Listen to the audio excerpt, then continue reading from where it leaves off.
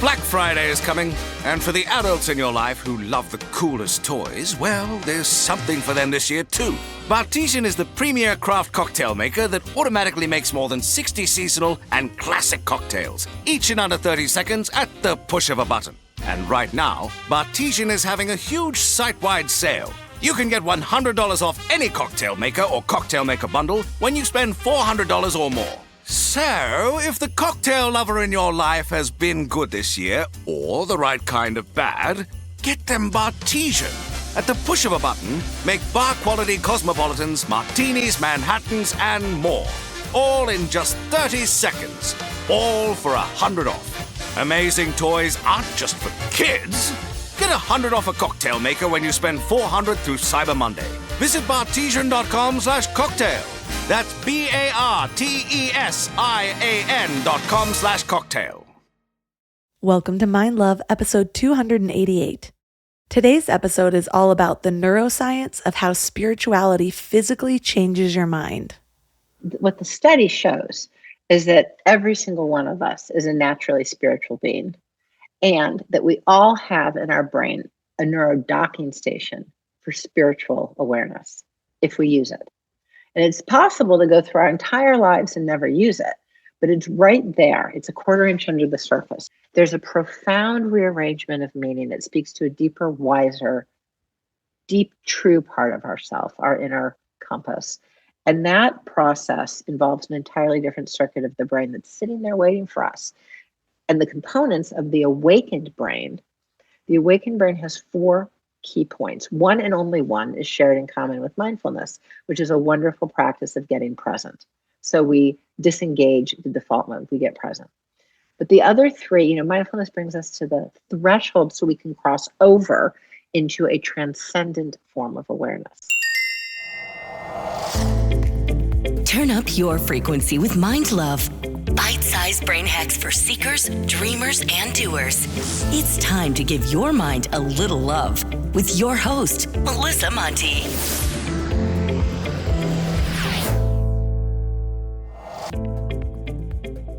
If this is your first time giving your mind a little love, don't forget to hit the subscribe button. Mind love is a habit, and the more you give your mind that love and intention, the better you'll feel about yourself and your life. Plus, it's really a win-win because more subscribers means Mind Love attracts even more amazing guests to bring you their wisdom. So don't forget to subscribe. Have you ever felt a deep sense of inner peace after meditating? Or felt a rush of euphoria during a spiritual experience? Isn't it interesting how something as intangible as spirituality seems to have an almost tangible effect on the physical selves? Well, what if I told you that evidence of spirituality isn't so intangible after all? If you have a spiritual practice, you probably already know that it can change your mind. Just having a belief in something greater than yourself can lead to changes in thoughts, emotions, and behaviors. It can make you more optimistic, more hopeful, and more loving. But here's where things get really interesting. A connection to spirit can actually create physical changes in our brains too. There have been some fascinating recent studies in neuroscience that suggest that spirituality can actually alter the composition and the structure of our brains. So it's not just that we believe in something hopeful and therefore we are more hopeful. Those changes in composition are creating the conditions for new thoughts, emotions, and behaviors. So let me tell you about some of these changes. People who have a spiritual connection have been shown to have increased gray matter density in areas of the brain associated with self-awareness and empathy. They've also been found to have altered activity in brain regions involved in stress response and addiction. So in other words, spirituality actually impacts our neurobiological makeup. How incredible is that? When I was 20, I remember reading The Secret for the first time. It was recommended by my manager at my first salaried job. A few people on the team were all in. A few were total skeptics. And I remember landing somewhere in the middle. I thought, well, what's the downside? That I'm naturally a little more positive? Whether or not I am magically attracting opportunities and similar energies, isn't that just how attraction works on a practical level? There's a reason certain types of energies are attractive. They're smiling and welcoming, so people just naturally want to draw nearer to them. So, what's the worst that can happen? Looking back, that's how I approached a lot of new mindset tools in my 20s. Maybe it works, maybe it doesn't, but can't hurt to try. The upside was that I was always willing to try new things. But the downside was that it became really easy to lose the habit if I wasn't 100% sold on it. That's why whenever I'm embarking on some big new behavior change or life path, I always make sure to surround myself with evidence that it works. That way, I'm always reminded of everything I have to lose if I throw it all away. And that's why I am so excited about this episode today, because it turns out the changes that we experience aren't just the placebo effect. We're not just convincing ourselves to be more positive. We're actually creating physical changes in our brains. And there are a lot of scientific studies to back this up, which we'll get into. Our guest is Dr. Lisa Miller. She's the New York Times bestselling author of The Spiritual Child and her new book, The Awakened Brain. She's also a professor in the clinical psychology program at Teachers College, Columbia University, where she founded the Spirituality Mind-Body Institute, the first Ivy League graduate program and research institute in spirituality and psychology. So 3 key things we will learn are the surprising clinical evidence for how spirituality protects our mental health, how our own states of mental health pass down to our children, and how spirituality is 29% inheritable, and what factors create the spiritual connection necessary to physically alter our brains. Before we go deep today, I want to give you a little gift, and I want to give it to you every single day. It's called the Morning Mind Love. I know how life can be. You're all fired up after an inspiring episode, and then a new day or a new challenge comes at you, and it's just hard to keep up that energy. Well, the Morning Mind Love is kind of like an oracle from your higher self to help you start each day with a positive focus. Plus, when you sign up, you get 2 free gifts, a 30-minute binaural meditation and 30 days of journaling prompts to help you remember who you truly are. And it's all completely free. So join over 9,000 people and go to mindlove.com to sign up or text the word morning to 33777.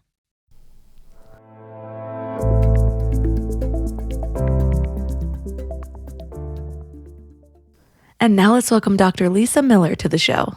Thank you for having me. I love your show, and I think what you're doing is very important. So, what inspired your recent work on really finding the correlation between spirituality and our mental health? So, I have always in my past seen life at a spiritual level. And so it actually for me went the other way around. When I became a clinical psychologist, and before that as a psychology major and getting to know the field, I kept waiting to hear about the spiritual dimension and nothing was said. And it didn't make sense to me. I mean, in the United States, a lot of people, 70% of people have a deep spiritual core, and mental health had nothing to say about it.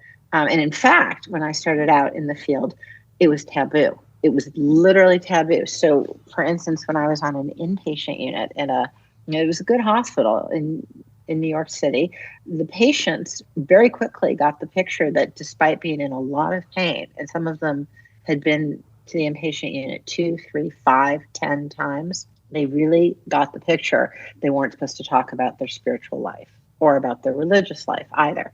And the way I knew this was first by what was not said, but then as I'd been there, a few weeks and then months, patients would come up to me and they'd say, Dr. Miller, can you come here? And whatever they were about to tell me was very hushed and private.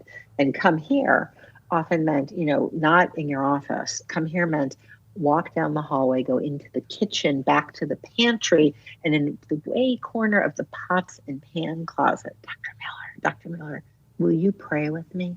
So they felt that they had to hide to have some form of spiritual connection, prayer, meditation, to talk about it. And that said to me, whatever we're doing here isn't working and we're silencing the spiritual heart. So let's put this all back together again. Let's realize our deep spiritual nature as a way through suffering. And then how, if we can, as healers and as people who are trying to help ameliorate terrible pain, can we help engage the deepest spiritual core so that depression, instead of being a dead end, that just gets worse and worse, actually becomes an opening for spiritual awakening and growth. It's something that most spiritual people or religious people know because they've experienced it in their own life, whether they have just grown up with that connection or it's what they ended up seeking to heal themselves. I had a little bit of both. I was raised in a religion that I didn't feel connected to. I felt like there were for me, a lot of just disconnects and things that didn't quite make sense. And so I went through a whole phase of God doesn't exist. And I don't know if it was the trauma I experienced at the same time or the falling away from any sort of connection to something greater than myself that caused my spiral downward, but I do know that they happened all at the same time. Maybe the trauma got me to question it. Maybe I kind of dove knee deep into the trauma because I was separating myself from that, whatever it was. Even in AA or Narcotics Anonymous, there's a lot of people who have no spiritual connection and then they find it there. And that's what sort of helps them find the sobriety. Yes. And so it's been something that's been known or theorized, and those who know, and those who don't just seem to not. But you've actually seen clinical evidence that spirituality could have a protective benefit for our mental health, including in MRI findings. Can you tell us about that? Yeah, it's true that when we do find in a way that's right for us in our own walk, a spiritual home. I mean, it could be that it means walking down the street to another religious tradition. It could be the same religious tradition led in a different way. It could be that we find in our path we're spiritual, but not religious, that nature is my cathedral, or there's a way of being in the world with one another, relational spirituality. So whatever our walk may be, when we have a clear connection to our spiritual heart, and when we see life through what I call an awakening of our natural spiritual brain, through awakened awareness, that we move through life in a very different way. So, by contrast, let me back up. Most of us go off to school and we learn in school, you got to figure out what you want, set your goals, go after them and achieve them. We learn a really sort of a beeline to set a goal. Here's your skills. And when you learn to read and when you learn to write, it's all to go get your goals. And so the quiet, hidden curriculum in the air and water is one that suggests that life is about a beeline to going after your goals. The hidden curriculum suggests that we can somehow radically control our lives and know what we want as the end point, right? Well, this way of seeing the world, which I call really a deep form of everyday and achieving awareness, is perhaps a helpful set of skills at times, but it is absolutely insufficient to lead a meaningful life. And in fact, it doesn't even square with reality, because how often is there really the case that humans have radical control? I don't know, 1 in 5, 1 in 10 of moments we can really control something. You can't control traffic. You can't control the weather. You can't control what the guy on the street just said to you. Most of life we cannot control. And so a deeper alignment with the true structure of life is to stop asking constantly what I want, how am I going to get it? I didn't want him to say that. How could he have said that? That wasn't what I wanted. I didn't get this into this school or this job or this guy. I didn't get what I wanted. Leave that conversation behind and welcome ourselves to change our conversation with life into what is life showing me now? How remarkable that guy on the subway just said that to me. For 10 years, he didn't say it to me, and he didn't say it to me the next day. What is life showing me now? Wait a minute. I didn't get what I wanted. Instead of, why is life doing this to me? Why don't I ask, what is life doing for me? What is life revealing? And very quickly, whether our word is higher power or the force of nature through life, or I use the word God, whatever our word for this loving, guiding presence in life, we start to take up a dialogue. And that's a dialogue instead of pretending we control life. It's a dialogue that makes life much more of an expedition. It really makes life a quest. And every day is, if we're really paying attention, really an amazing surprise. If we really pay attention, like, what did that guy just say to me? Why is it I haven't seen her in 5 months, and today I was just thinking of her, and here she is, and what did she say to me about my child? Maybe I should listen to that. So life is so abundant with direction. It's almost like if you think of a sun as having rays, and we're all rays from the sun, one source. And we show up for each other. We're like, actually think of who we are to one each other as guides or trail angels. We help each other along. But we're all sort of part of this beautiful divine symphony, helping each other along, unless we don't pay attention to each other. And that would be quite a loss. I am going through one of those guiding periods now. I often share with my audience that the more that I bring awareness to that guidance, like actually recognize it as valid rather than just pass it off like, oh, what a weird coincidence, or, which is what most people do. They're just like, oh, how funny that happened. How funny I was just thinking of you and you called me, whatever it is. But instead I'm like, yes, I'm on the right track. Like I'll give it this mark in my life, make it a core memory so that I know it's like a part of my deeper knowing, a part of my connectedness to others. The more that I open myself up to that, the more I feel like I receive that guidance, because it's like having a gratitude practice where once you start deciding that you're going to name things that you're grateful for, then you start to notice things during your day that you're grateful for instead of what your mind wants to do. Notice what you don't have, notice what you still need. And so in this period of life, just in the last couple weeks, I'm interviewing you on this idea of how spirituality affects our mental health, but really that connectedness to something greater than ourselves, how it's so important for our well-being. Dan Siegel, who is talking about this idea of intraconnectedness and basically how when we're limiting to our sense of self, we're missing out on this whole other dimension of reality, and how that's what we're meant to be, and that heals our mental health and things like that. Richard Lang, who talks about the headless way, and it's more of a philosophical practice of expanding beyond your sense of self. And then Lynn Twist, who actually talks about the nitty gritty of getting out there and advocating to focus on your purpose on something larger than yourself. And I'm like, okay, universe, God, source, I get it. Like that's what I'm going through. And it's at a time where I'm building a family and moved to a new town, and really realizing how much my happiness, I want to say depends on, but that's not the right word, is just completely interconnected with community and with really that connection that I feel versus the goals that I've been focusing on for the last however many years. So thank you for being a part of that guidance.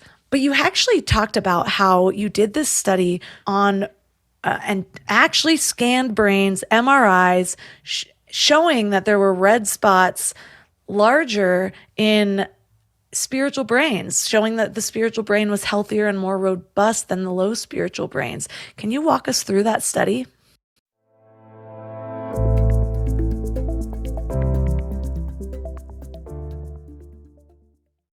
I don't know why it took me so long to invest in good bedding. I resisted it for years, but something flipped in me about 3 years ago. And now I'm basically a pillow connoisseur. I've tried them all, and I get weirdly excited about good bedding. Because here's the thing, we spend a third of our lives in bed, and the quality of that time affects literally everything else, which is why I'm so excited to tell you about my latest obsession, Lagoon Sleep Pillows. What sets them apart is their matching system. You take a quick 2-minute quiz about your sleep style and your preferences, and then they match you with your perfect pillow. I was matched with their Otter pillow, and I am so impressed. Lately, I've just needed more support, and this seems to cradle me in all the right places. I'm also low-key obsessed with their travel pillow, which I use for way more than just travel. I actually hug it, use it as leg support, and of course, take it on trips with me. Well, the secret is in their adjustable fill. You can add or remove it to get that perfect alignment for your spine. A study even found that the right supportive pillow can improve sleep quality by 63%. And Lagoon lets you try their matched pillow for 100 nights risk-free. Free returns, no questions asked. Falling asleep has never been easier. I toss and turn less and just wake up feeling refreshed every morning. Go to lagoonsleep.com and take their awesome 2-minute sleep quiz to find your match. Use the code MIND for 15% off your first purchase. We're all searching for something better in life, right? Better habits, better mindset, better relationships. But when it comes to hiring, searching isn't always the best approach. Instead of searching, why not match? That's where Indeed comes in. If you need to hire, you need Indeed. It's your go-to matching and hiring platform with over 350 million global monthly visitors. Their matching engine helps you find quality candidates fast. And I mean really fast. Did you know that in the minute I've been talking to you, 23 hires were made on Indeed worldwide? That's what I love about Indeed. It's like having a mindful hiring assistant. Instead of getting overwhelmed by endless resumes, you can schedule, screen, and message candidates all in one place. The platform actually learns your preferences, so the more you use it, the better it gets at finding people who align with your vision. And get this, 93% of employers agree that Indeed delivers the highest quality matches compared to other job sites. That's why more than 3.5 million businesses worldwide use Indeed to hire great talent fast. I just love that it keeps all of my hiring processes organized. I can do everything right there instead of having spreadsheets and notes and video call links. And listeners of this show will get a $75 sponsored job credit to get your jobs more visibility at Indeed.com/mindlove. Just go to Indeed.com/mindlove right now and support the show by saying that you heard about Indeed on this podcast. Indeed.com/mindlove. Terms and conditions apply. Need to hire? You need Indeed.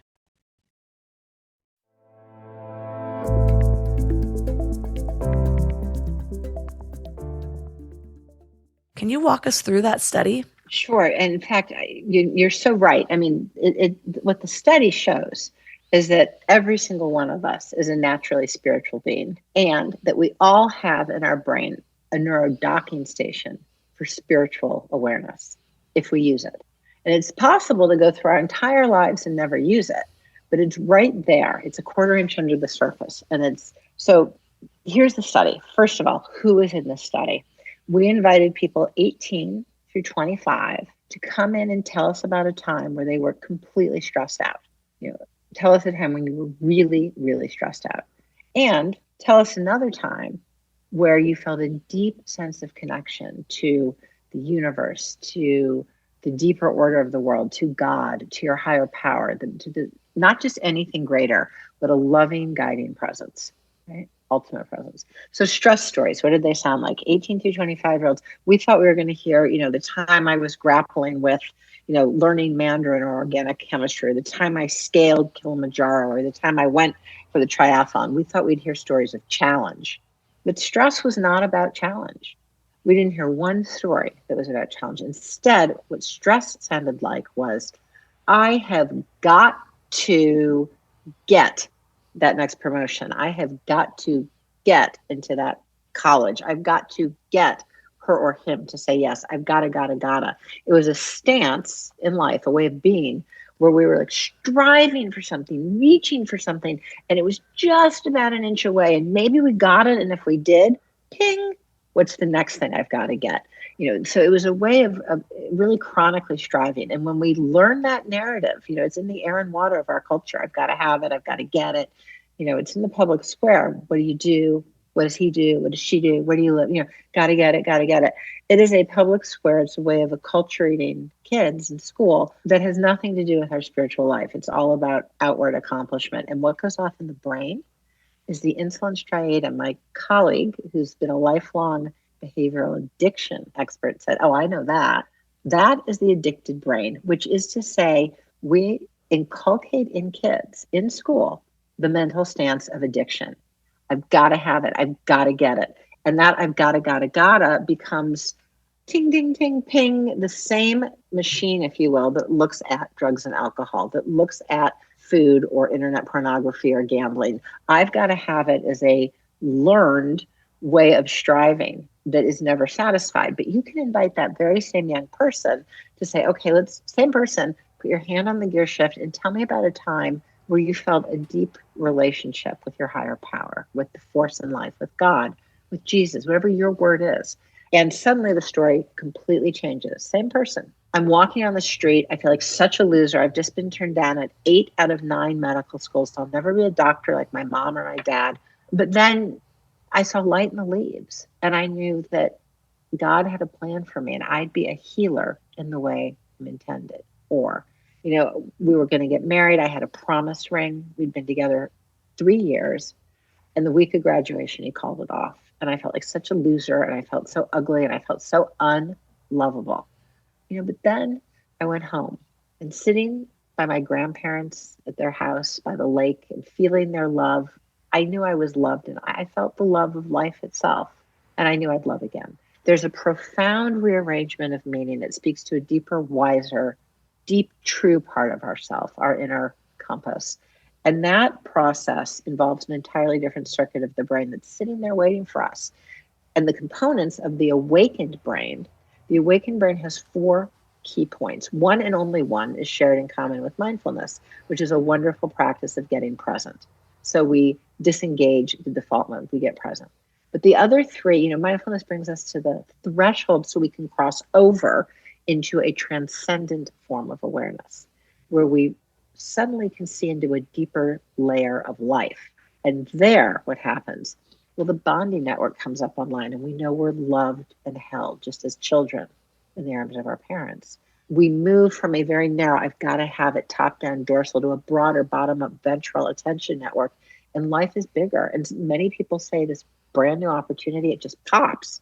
We are guided, loved and held, guided. And the fourth network is the parietal puts in and out hard boundaries, which means that we know that, we are sitting here at this GPS coordinate and that person we love is at another GPS coordinate, or I am here, I'm a point and I'm a wave. I'm here as one person in my particular zipped up by a bodysuit. And at the same time, we're part of this family of life. We're part of this field of creation. So we're never alone. Loved, held, guided, and never alone. That's not a belief.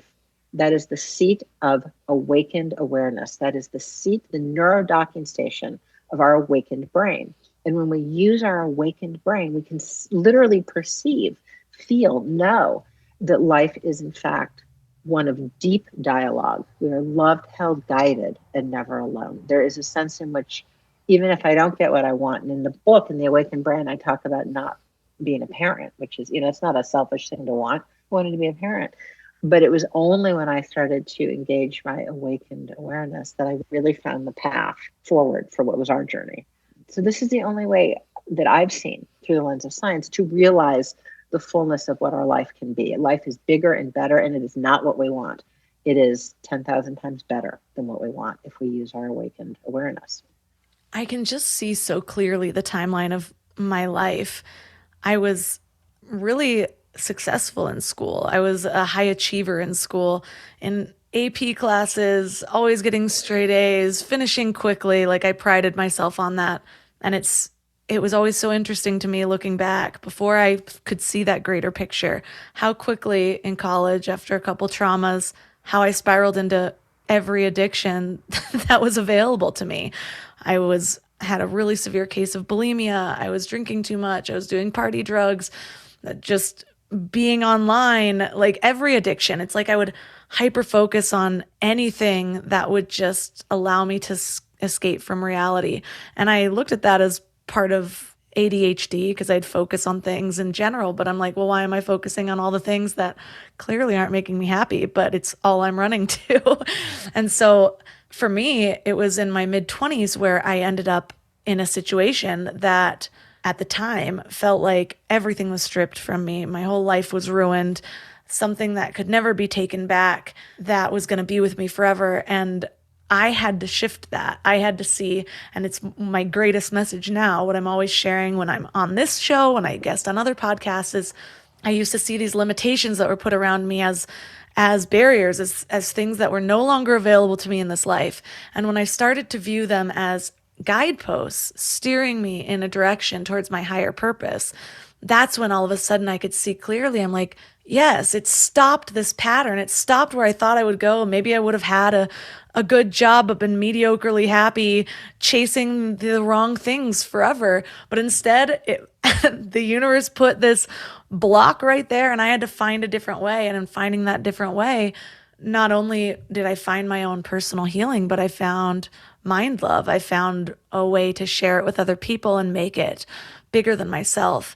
And I loved your story of your fertility journey and how you shared a story of a plump, juicy worm and how that was your moment of realizing that you were guided. And I feel like stories really help people to ground in the information. Can you share that? Yes, it's in The Awakened Brain, I talk about what was an excruciating journey. I mean, it was so painful for my husband and I. And it wasn't 5 days. It was 5 months. It was 5 years. 5 years from the time we were 30 to 35. We'd gotten married when we were relatively young. We were 25, and we'd been hanging out, having a wee of a time. And finally, around 30, it's like, we want to have a family. Again, this illusion of control. I would like to conceive a child now, command control. And so we actually took a vacation, right? We went to the Caribbean and thought, oh, we're going to start our family. And came back from the Caribbean and there was no baby. And thought, well, who gets one for one? So we took another vacation, went out west, came back, no baby number two. And I thought, well, so it became 6 months, 10 months, then it became a year of no baby. And I started to get this horrific creeping feeling in my heart, like, what if we can't conceive? I mean, he had the job he wanted and we were living the way we wanted, but what if the one thing that really matters to us in our path to become parents we can't do? And it tipped off, I'm a scientist. I started researching infertility doctors, right? And I couldn't even bear that I was going into the office of an infertility doctor. And I'm only 30 and everyone else is in their mid 40s. And, we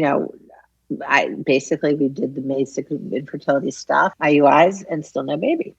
I thought, oh no, like what if there's really a problem? Well, I just have to find a better doctor. So I found, I researched, and I found the best doctor in New York. And then when that didn't work out, I found the best doctor on the East Coast and just ratcheted up the research and still no baby.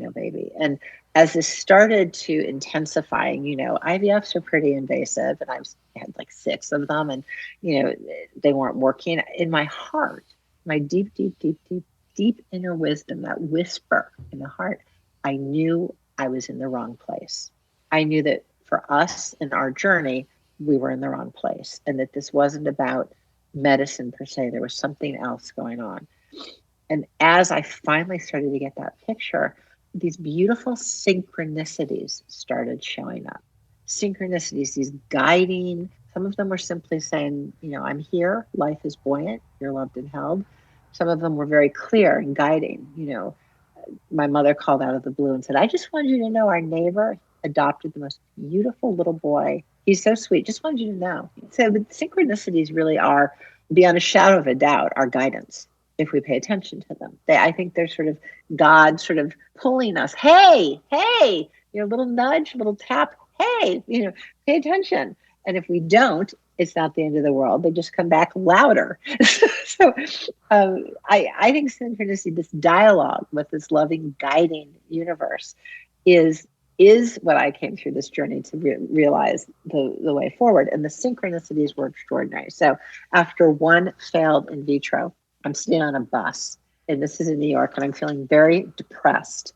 And I, perhaps a little bit self-involved, depressed and self-involved. And I'm sitting in the back of the bus, empty bus, and this gentleman who's quite unique gets on the bus, and I think, no, you're not. And he starts walking towards me. And I thought, today of all days. And he passes 11 seats, and he sits down right beside me. And it's, I'll confess, it was, I experienced it as intrusive and annoying. And there he was right beside me, this quite unusual gentleman. And then he looks over and he says, you know what, miss? You look like just that type of mom that would go all around the world adopting kids. Do you have lots of kids that way?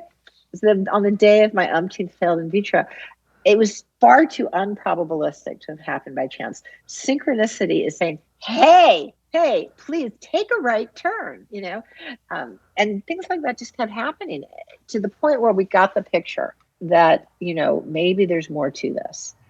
So finally, the researcher in me had found the team that invented in vitro using sea urchins and basic science. And surely, they patted me on the shoulder. We will get you pregnant.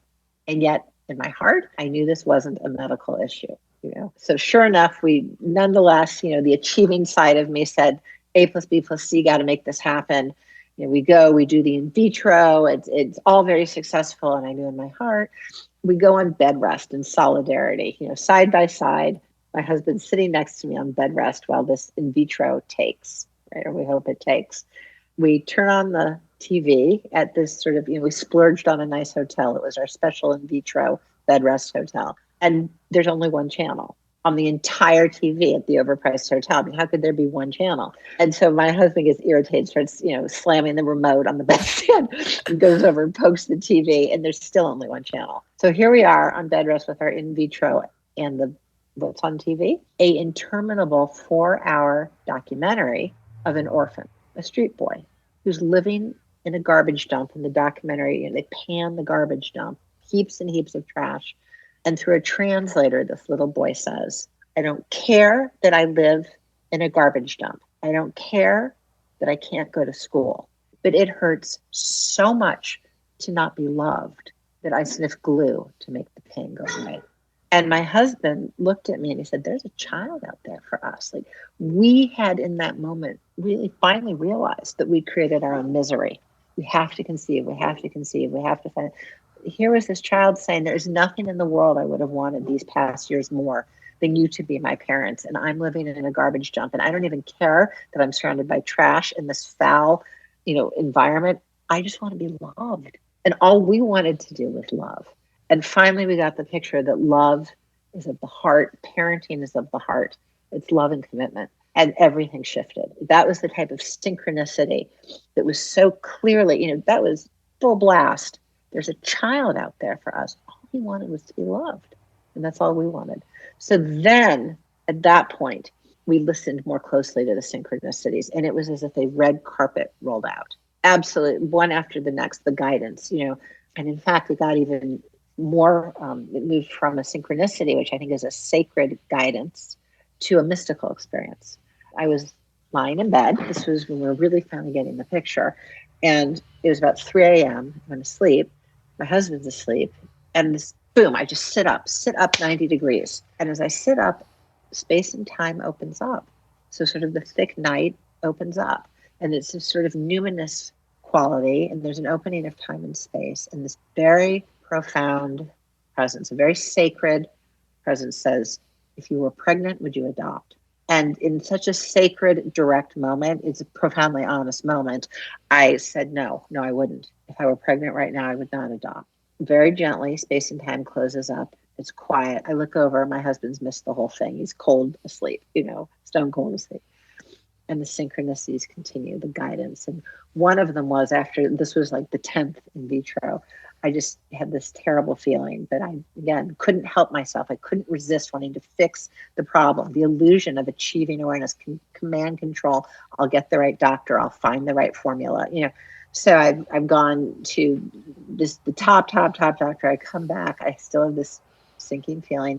And right in front of my front step, again, never in the years before, never in the years after, that day on my front step, there was a little tiny smear of something moist. I didn't know what it was. So I got down low and I looked, and it was a little tiny dead embryo. It was a dead duck embryo on my front door. I'd come home from an in vitro and there's a dead embryo, a little dead duck embryo on my doorstep. And I knew, well, that's a synchronicity that's so pronounced. Synchronicities don't always say you get what you want. They say that your life is supported, you are guided, you're on your path, and here may be what's next, right? So I was very depressed when I saw that. I knew there's no way this in vitro worked if there's a little tiny dead duck embryo on my doorstep. It was so depressing. And I just went to bed in the middle of the day, 2:00 in the afternoon. And somewhere about 2 hours later, I hear this little tap at my window, tap, tap, tap. And I get up, and it's a mama duck. And I think, mama duck. And I get closer and I pull open the screen door, and she's brought me, for a duck, is the most beautiful gift in the world, this little plump, juicy worm. It was her dead duck embryo. And she knew I had a little dead embryo. And she was comforting me. And I said, thank you. So we're not alone. We're never alone. We are guided and loved in synchronicity, and everyone's an actor, the ducks, the birds, who we are to one another. Well, I was getting closer and closer, and it happened again. I could feel there's almost a rhythm. You can feel the rhythm of the universe, and then space and time opens. And the presence came back, and I could feel the extraordinary power and sacredness of this presence. And he said, would you adopt? If you were pregnant now, would you adopt? And I said, I'm getting much closer. But in truth, no, I'm not quite there. I even knew, I had a sense where in this supported, guided line of synchronicities I was going. But no, not yet. I knew I wasn't quite yet to the type of person as a spiritual being ready for the mantle of parenthood. And so this continues with more sacred experiences. And one of them, my name is Lisa Jane Miller, and there's a big Jane in my life, my older cousin. We're both named for the same matriarch. And she called me and she talks to me like the way a big cousin or a big sister does. She's like, "Hey, little Jane, I hear you're still trying to get pregnant.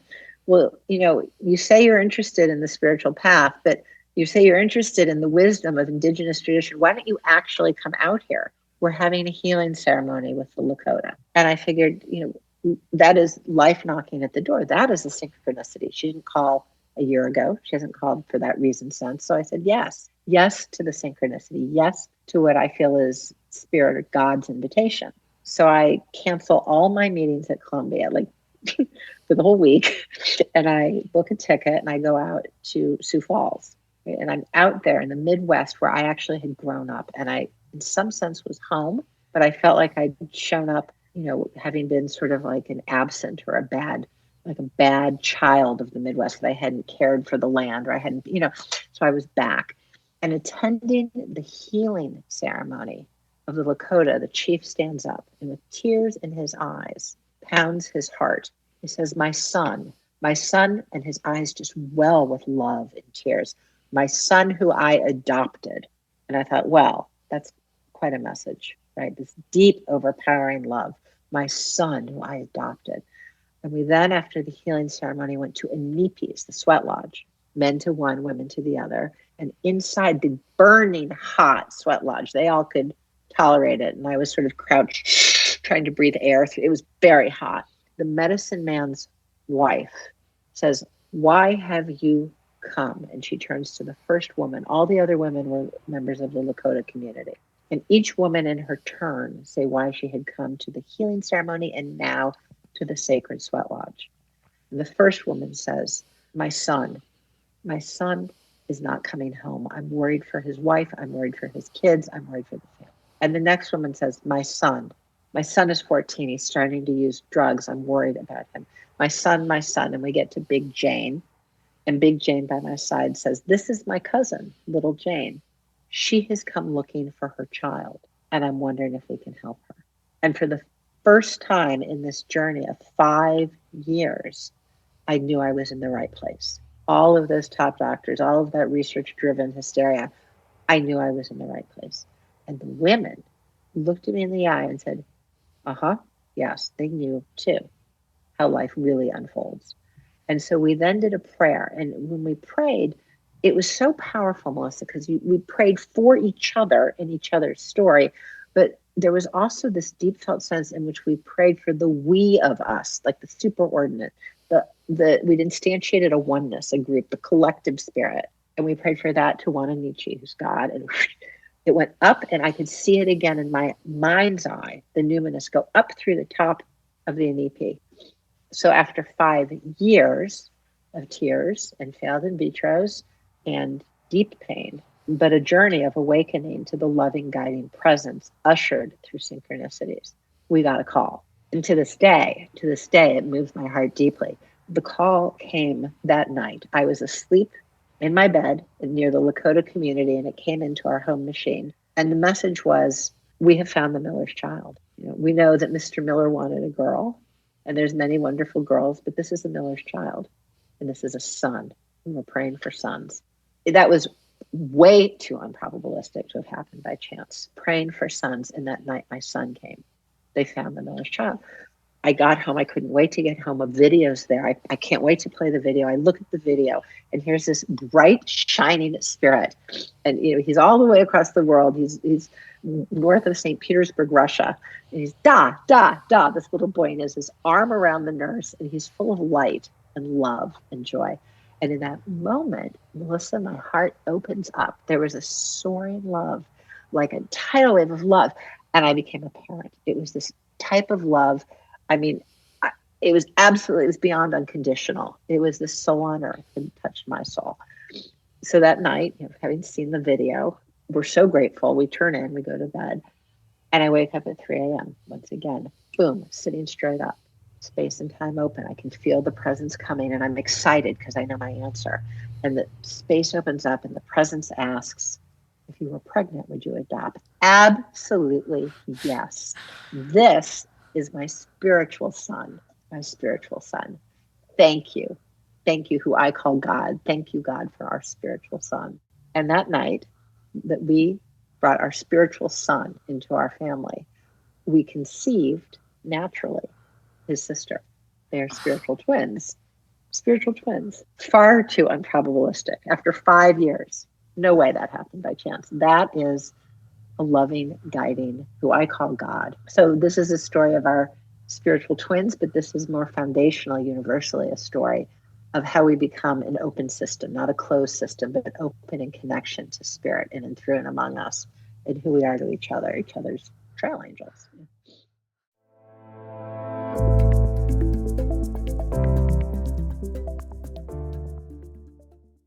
You know what's interesting about mindfulness? It's not just about being present in the moment. It's about being thoughtful about the future. We meditate, we exercise, we work on ourselves, all to create a better tomorrow, right? But there's one piece of the future planning puzzle that nobody likes to talk about. I get it. Life insurance feels heavy. But here's the thing. Just like meditation is an act of self-care, getting life insurance is an act of family care. It's about making sure your love continues to support your family, even when you're not there to do it yourself. That's why I want to tell you about Select Quote. They're one of America's leading insurance brokers with nearly 40 years of experience helping over 2 million customers. Their licensed insurance agents work for you to tailor a life insurance policy for your individual needs in as little as 15 minutes. And here's what's cool. They actually reward you for taking care of yourself. If you're in good health, they work with carriers that could get you same-day coverage for up to $5 million, no medical exam required. And it's way more affordable than you might think. You could even get coverage for up to $1 million for as little as $20 per month. We just did this all recently after putting it off for years, and I can't tell you the peace of mind just from getting it done. So get the right life insurance for you for less at selectquote.com/mindlove. Go to selectquote.com/mindlove today to get started. That's selectquote.com/mindlove. You know what's funny? We spend so much time feeding our minds, reading books, listening to podcasts, learning new things, but then we grab whatever's convenient to feed our bodies. And I get it. Life is busy, and sometimes a drive-through feels like the only option. But that's why I take Field of Greens. It's a greens powder made with whole organic fruits and vegetables. No extracts, no lab-made stuff, and just 1 scoop a day gives you simple, real nutrition. Field of Greens feeds your body with fruits and vegetables medically chosen to support your heart, vital organs, and immune system. And let me tell you something. Since I started taking it, I've noticed these little changes that show me how nutrient depleted I must have been before. Like the ridges in my nails, gone. My sleep, so much better. And my stomach just feels happy. You know that dreaded afternoon crash that has you reaching for more coffee or sugary snacks? Well, that's not happening for me anymore. When your body is actually nourished, it runs so much better. I've tried other greens powders before, but Field of Greens is genuinely different. The quality is next level, and you can taste it. It's become my go-to, especially on those days when my eating isn't exactly Instagram worthy, because we all have those days, right? And here's the thing. They are so confident that you'll love it too, that they offer a 100% money-back guarantee. That's how much they believe in their product. So I got you 15% off your first order and free rush shipping. Visit fieldofgreens.com and use promo code MINDLOVE. That's promo code MINDLOVE at fieldofgreens.com. fieldofgreens.com.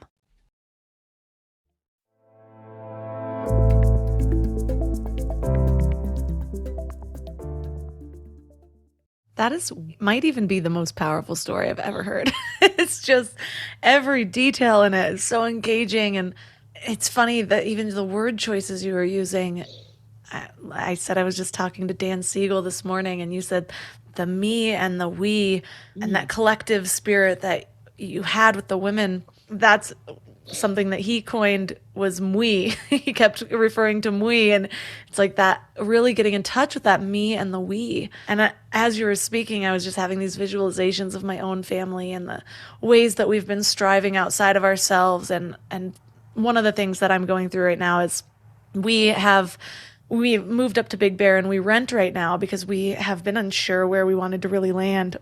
But we did want to own, and so we own pieces of land around Big Bear and other places. And that's kind of our sense of security while still allowing us the fluid, being able to move and not really being tied down to one spot. But maybe it's the nesting period I'm going through, but I all of a sudden want to own a home so bad. And I'll admit, in the last couple months, I've just been like, I'll go to a friend's house that has a beautiful home, and my higher self knows that in that moment, that is something I should feel gratitude for. It's like, I'm grateful that I have access to this. This is just being in contact with these people. We are a we at this time. This is for all of us. And my lower self, though, goes into like, I wish I had this. I need to have this. I need to have this now. And it's been stressing me out. Like, it can immediately put me into this state of feeling like I don't have control or I don't have options. Really the mindset of lack or scarcity, which doesn't even make sense. I could easily sell this piece of land to buy a home. You know what I mean? But it's just that mindset, and that which part of my energy I'm deciding to focus on. And is it the stressful, what I don't have, or is it the what's next for me? How can I be open to the guidance? Because what I want to will into existence might not be for the highest purpose. It might not be what's meant for me. And so what if I just let go of what I think I should have in this moment? Where would that lead me to? And given that I'm bringing children into the world at the same time, my seeking has shifted. And so I'm able to do it in one sense where so much of my seeking before I had my baby was about me. It's like, well, how can I better my life? How can I feel good in this moment? Which, yes, there's something to be said for that. But in the last couple of years, I've felt these profound shifts in my spirituality and my sense of connectedness, because it's not just about me anymore. I know that the choices that I'm making, I stopped drinking about 500 days ago. I've been praying more. I've been just diving into books to learn from people like you and letting them integrate. Whereas before I used to just go book to book to book and like, what else can I pack in? Like, I'm trying to level up my character. And now it's like, okay, I just experienced this knowledge. Who am I now? And can I let myself be so that I feel the changes? Motherhood is spiritual awakening. The male model is that you go to the top of a mountain and you just sit there, right? Like an ascetic monk. The female model of spiritual awakening is motherhood.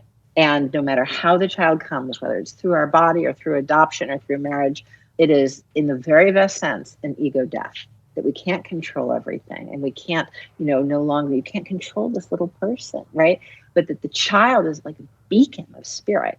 I would find that when my kids, I can't get your socks on and you're not getting in the car, and now we're late in terms of what we humans all put our heads together and thought was the time. But actually, the time we showed up, due to all of your socks and not getting in the car and your back bend, not wanting to get in the car chair, we actually got there at the right time. The child is a direct pipeline to God, the direct pipeline to spirit. And so many times, I'll share with you just a sweet story. We're in the grocery store, and at this point, my youngest, Lila, was about, 20 months, maybe 2. And she picks up this bizarre dish we've never had. It's mushroom stuffed with crab meat, and throws it in my cart. And I thought, ugh. But I thought, well, but maybe the baby knows. Right. So we get home and I have the usuals, milk and, macaroni and cheese and tacos and mushrooms stuffed with crab meat. And who should call but my mother, and said, surprise, I'm in town. Do you mind if I come for dinner? So the child's connected to everything. And what they simply do with their actions, they're actually connected to the flow, the deeper flow that we might experience as guidance. They just act it out. They're a complete extension of spirit. They just act it right out. So if they're making you late, they're actually helping us to get there at the right time. It might not be the time we agreed on with other people, but it is the right time. Maybe there's a synchronicity where you run into someone because it's that moment. Maybe there's a way in which you missed something adversive because you were so-called late. But the child is dialed in, and I have never seen the child not be dialed in. Even my son, we were at a party once and he did a beeline. He ran, he wouldn't connect. He just couldn't stand it there. He wanted to run right out of there. And the only other time he did it was when I took him to visit a school, and he didn't like it and he ran right out. Well, in both cases, that was not the school for him and that was not the crowd for him. They're pure and they just act right out the truth. They are a moving symbol of truth. Just the other day, I had this moment because I told you how in my 20s I had all sorts of addictions. And so a lot of my growth has been healing one at a time, even from, alcohol, drugs, Adderall, bulimia, even nail biting. It's a form of self mutilation, and it was a problem I dealt with forever. And the last one that I still am working towards, I've tried a number of different things. I have really good streaks of time, and then I fall back into it, is doom scrolling, as I call it now. But just really. What a great term. I was going to say that's treasure. But yeah, and just being on social media, and it's difficult. It's might be even more difficult than food because, with drugs and alcohol, you can just choose not to have it in the house. With food, you still have to eat to survive. And with my business, so much of it's online. And so I can easily justify it. But I can also very easily get sucked into it. And I'm like, what am I doing? Like, I'm supposed to be spending time with my child. And every time that I pick up my phone and I look distracted, all of a sudden, he is not happy about it. And he will do something. And it might be sounds that he's making. It might be coming and pulling on me. Just be like all of a sudden throwing a fit or spilling something. Like something happens where I cannot be on the phone. And so like these situations that could be annoying, I remind myself. I'm like, thank you. Actually, thank you for that reminder because I shouldn't be doing this anyways. I guess what I should be is cleaning up this jar of jelly on the ground. That's what I should be doing because now I'm down here with you. We're at the same height. Melissa, you read the moment with clear, open spiritual eyes. You read the moment. It is a very strong invitation to come down here intimately with me. It's beautiful. You read it clearly. I mean, he's a little ambassador. Children are ambassadors of Source, of who I call God, of the Spirit. They are absolute ambassadors. And they are our guides and teachers in just this beautiful way you so graciously shared. It's magnificent when we hear them and see them the way you so clearly did. Yeah, and even this morning, I have a flight early tomorrow.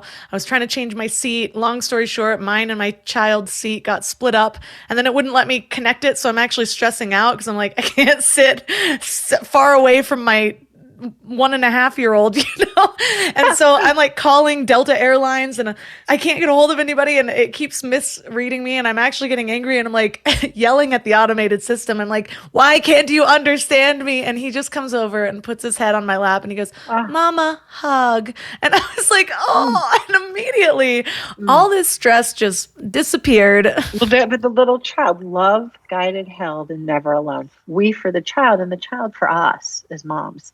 I mean, this is why the child is an emanation, ambassador of God, and they help us heal beyond, just in the perfect places. That's our next step. And the work that we do to find this connectedness and this spirituality, you've actually found science that it is genetic, that even without physically teaching your child to do these spiritual things too, that it's passed down. And that's the last thing I feel like is really important to share with the audience. It's absolutely true, Melissa. Every one of us is born innately a spiritual being. Just we have 2 eyes, 2 ears, and a nose. We have an innate capacity for spiritual life. We see that through twin studies.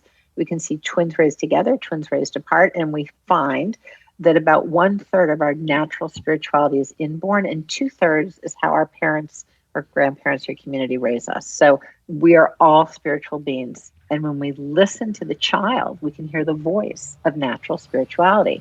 And researchers have found this, whether or not we are Hindu, Christian, Jewish, spiritual, but not religious, the child comes a spiritual being with their own voice. I would say it's from their deep spirit. Psychologists say implicit spiritual cognition that includes the view, the perception. It's not just a belief that there's continuity of spirit or consciousness after death, unless socialized out of it. Little kids will say, I saw grandma mom, or who is this woman with dark hair? And it, of course, ends up being your great grandma. Or, I'll share with you when my oldest, Isaiah, we buried Pop-Up, who was his great grandpa, the grandfather. Little Isaiah was graveside, and he looked at me and he looked at Pop-Up's coffin. He said, Mommy, the body goes to the good earth. The soul goes to God. I hadn't taught him that. He knew. They come knowers. Our children are knowers. The other thing is just as they perceive, not just told or believe, they perceive continuity of spirit after death. They perceive that we can know things directly without having been told through our five senses. We don't need to read it or have been told it verbally. We can tap into, what I would call the consciousness field. All information's available in the consciousness field. Well, the child is born awakened. The child is born using their awakened brain. And they naturally can spontaneously know and think that's natural because it is. So unless we socialize our kids out of their birthright, we can simply, as parents, enjoy and say, wow, and connect with what they know as natural spiritual beings because they are awakened, and let's let them stay awakened.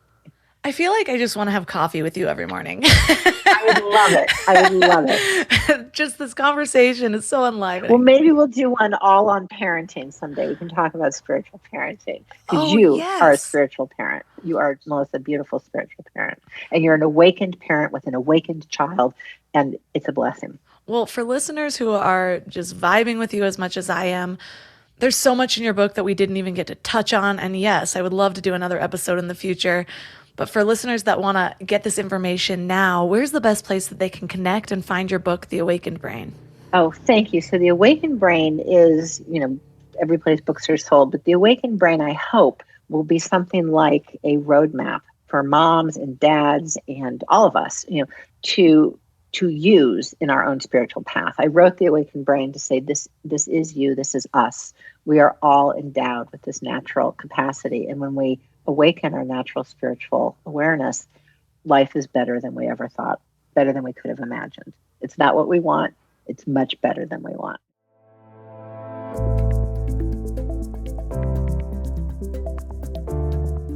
All the links for this episode will be at mindlove.com/288.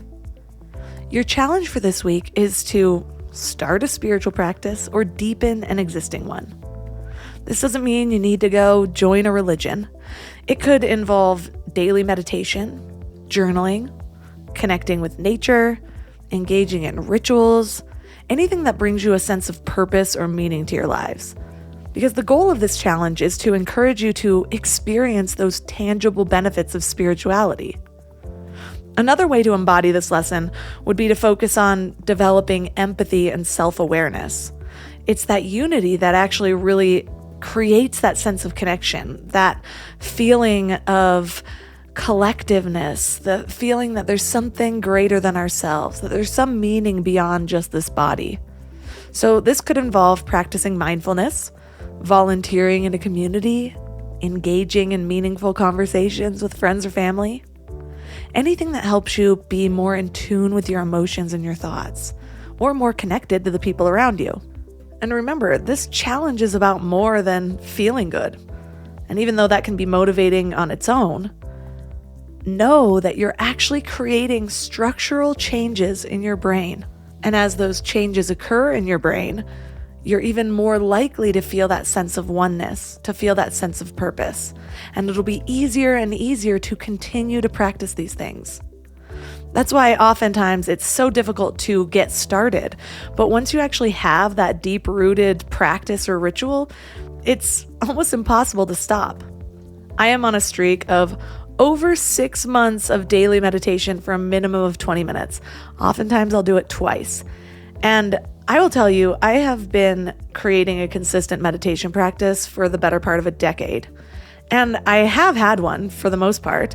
I have gone months at a time on a streak, but then I've also had periods of time where I haven't meditated at all for a month.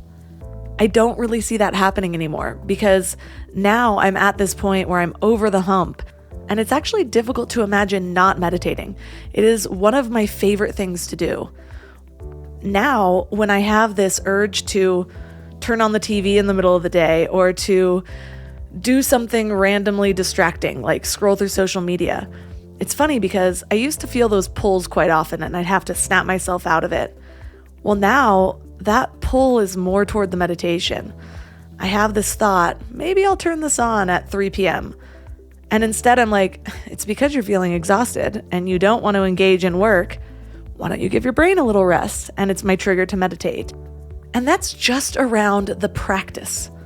There have been so many other changes in my life because of this. My ability to pause before reacting more often, my ability to observe my thoughts before attaching to them. Everything's connected.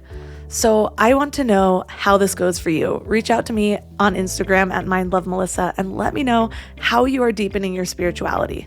If you found this episode helpful, or you just want to share this fascinating information with somebody, tap the share button, take a screenshot, tag Mind Love Melissa and Mind Love Podcast on Instagram.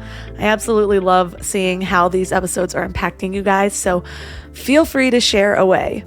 Also, if you haven't checked out the Mind Love membership, it is my favorite part of my work right now. There are tons of masterclasses, both audio and video, to help you actually take what you're learning in these episodes and embody them.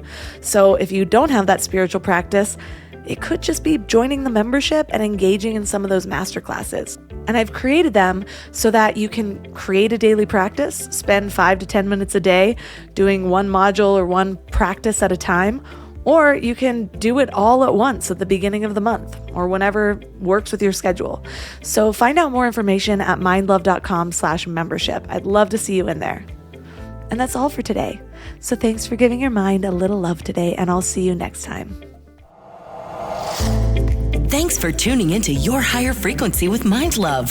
Head to mindlove.com for a free gift to keep your vibes up until next week.